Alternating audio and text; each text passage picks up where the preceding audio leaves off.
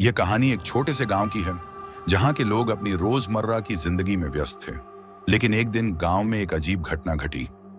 एक नया जर्नेट नेटवर्क आया जिसे भूतिया नेटवर्क कहा जाने लगा। समीर, एक युवक जो शहर से गांव आया था, एक दिन अपने पुराने फोन पर इस नेटवर्क को खोजने लगा।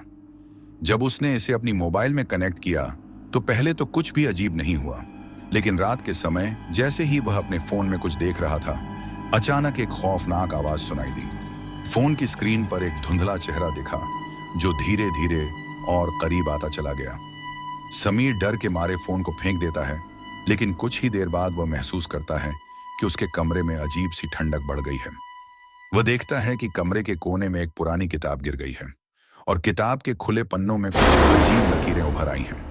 उसे समझ में नहीं आता कि यह क्या हो रहा है, लेकिन वह यह जानता है कि कुछ बहुत गलत हो रहा है। समीर ने कोशिश की कि वह उस नेटवर्क को अपने फोन से हटा दे, लेकिन जैसे ही उसने नेटवर्क को डिस्कनेक्ट किया, उसकी आंखों के सामने और अजीब घटनाएं होने लगीं।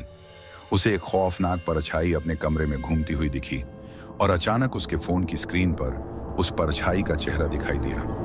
उस रात समीर को एक और डरावनी आवाज सुनाई दी जो उसके कानों में गूंज रही थी, तुम अब मेरे जाल में फंस चुके हो।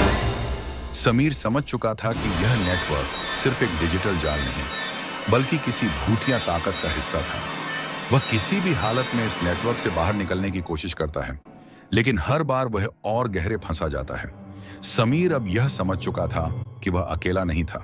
गांव के और भी लोग थे जिन्होंने इस नेटवर्क को इस्तेमाल किया था और उनकी जिंदगी भी अजीब घटनाओं से भर गई थी। समीर को पता चलता है कि यह नेटवर्क किसी पुराने और शक्तिशाली भूतिया शक्ति द्वारा कनेक्ट किया गया था जो लोगों की जानों से खेलता था। क्या समीर इस भूतिया जाल से बाहर निकल पाएगा या यह नेटवर्क उसे हमेशा के लिए अपनी गिरफ्त में ले लेगा?